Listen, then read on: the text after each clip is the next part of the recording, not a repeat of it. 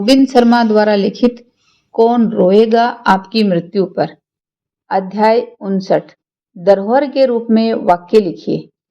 किसी ने मुझसे कहा था कि जीवन के शुरू के 50 वर्ष हमें वैधता साबित करने में समर्पित करने पड़ते हैं और बाद के 50 साल अपनी धरोहर बनाने में। यह कितना सही है। हम में से अनेक लोग अपने जीवन का पहला भाग कुछ हासिल करने के संघर्ष में या आदर पाने के लिए परिश्रम करने में बिता देते हैं। जब हमारी वैधता कायम हो जाती है तो यह चाहे प्रतिष्ठा के रूप में आए या भौतिक संपत्ति के रूप में, जल्द ही हमें यह समझ में आ जाता है कि कुछ कमी है और हम अपने जीवन के बचे हुए दिन वह करने में बिताते हैं जिसे शुरुआत से ही करना चाहिए था, और वह है एक धरोहर बनाना। एक दिन मेरे पिताजी ने हमारे फ्रिज के दरवाजे पर एक कविता चिपका दी।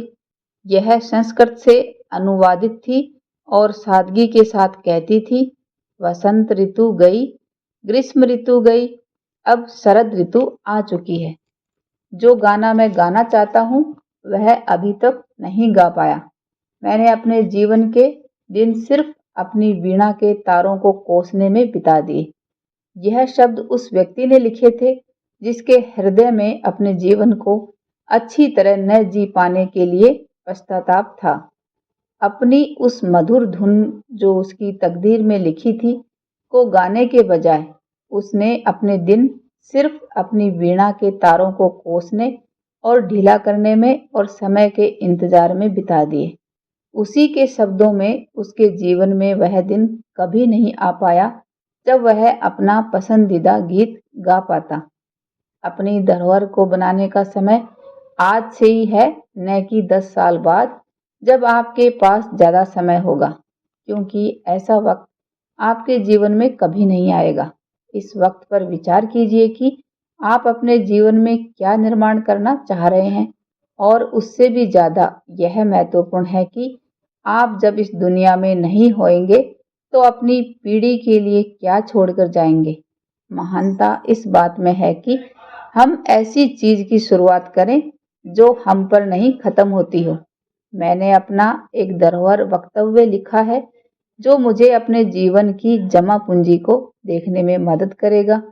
मेरे साथ काम करने वाले जो भी कॉर्पोरेट अधिकारी हैं वे अपने निजी उद्देश्यपूर्ण वाक्य रखते हैं और कुछ लोग अपने विचारों को धरोहर के रूप में भी लिखकर रख देते हैं।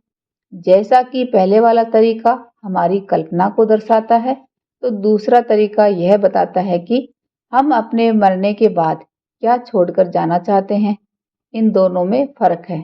अगर आप सोचें तो आपको जीवन की अंतिम कगार पर पहुंचकर दुख और निराशा की भावना से ग्रसित होकर पश्चाताप नहीं करना पड़ेगा, सिर्फ यह सोचकर कि आप इस दुनिया में क्या छोड़कर जा सकते थे पर किया नहीं।